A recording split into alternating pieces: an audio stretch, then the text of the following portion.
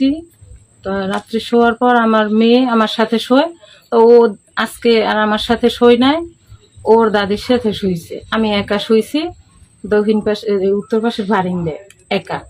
পরে আমি শোয়ার পর আমি বুঝছি কি রাত্রের ও সময় হবে 2:45 বা 40 মিনিট এইরকমের হবে। তখন আর কি আমি আলাপ পেলাম কি আমার খাড়ের উপরে কেউ উঠছে। আমি তখন হঠাৎ করে মশারির ভিতরে চাইছি, চাওয়ার পরে আমি দেখি কি যে আমার মেয়ে না, এ একটা পুরুষ রকমের আর কি এরকমের আকৃতি চেহারা। অতটা খেয়াল করি নাই। আমি পরে আমি চিকর লইছি, চিকর যে লইছি এই মশারির উপর দিয়ে আমার মুখ চাপিয়ে ধরছে।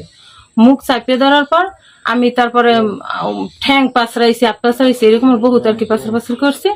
পরে আমার গলা ঠাসিয়ে ধরছে, গলা ঠাসিয়ে ধরার পর পরে দেখে আমি মুখ দিয়ে শব্দ করতেছি, আবার মুখে হাত দিয়েছে। যখন মুখে হাত দিয়েছে তখন ওই আঙ্গুল হয়তো বা ডান হাতের বা বাম হাতের ভাবে ওই আঙ্গুলটা আমার মুখের ভিতরে ঢুকে গেছে। মুখের ভিতরে ঢোকার পর আমি ওই আঙ্গুলটা কামড় দিয়ে ধরিয়ে হয়েছি। আমি আর ছাড়িনি, একটা কর সহ নখ সহ আর কি আমি কামড়াই ধরিয়ে দিয়েছি। কামড়াই এমনি নেয় নাই কিছু বলতে কি আমার দুইটা টাচ মোবাইল ছিল, দুইটা মোবাইল নিয়ে গেছে, একটা স্যামসাং আর একটা হচ্ছে ইনফিনিক্স। দুইটা বাহিরের ফোন দুইটাই নিয়ে গেছে। শেষ মাস ওই পর্যায়ে যাইয়ে যখন নামছে, নামার পরে ওই ফোন দুইটা নিয়েই মনে হয় নামিয়ে গেছে। আমি আর কি মশারির ভিতরে তো আমি অতটা খেয়াল করতে পারি না। তখন আমি যখন এই জায়গায় আইছি তখন তো আমি চিন্তা করতেছি যে আমার তখন কেউ ফোন দেওয়া লাগবে। তখন আমি ওই বারিন্দায় গেছি, পরে এখান দিয়ে আমার ফোনও নাই। পরে আমি চেক করে লিয়েছি যে আমার ফোন দুইটা লই গেছে। সমস্ত নাক মুখ বিষের মতো ব্যথা হয়ে গেছে, এই অংশই নাক মুখ, খালি ফেস আর কিছু না। পরে আমি তখন আমি আর কি ওই চামুকি আমি তো শিখাইতেছি।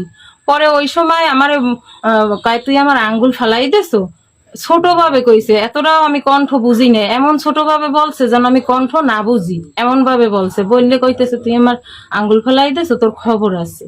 আমার এতটুক বললে দরজায় দিয়ে গেল। আমি এবার চিড়াইতে চিড়াইতে বাতি জ্বালাইয়া আমি সামনে আসছি। পরে আমার এই শাশুড়ি, আমার ছেলে এই চিড়িয়েছে। পরে আমার বাড়ির পাশের শ্বশুর আছে, এরা আসছে। আসার পর এরপরে আমার বাড়ির চতুর্পাশে দেখছে, তারপর ঘরে দেখছে, কোনো জায়গায় কোনো লোকজন পাই না।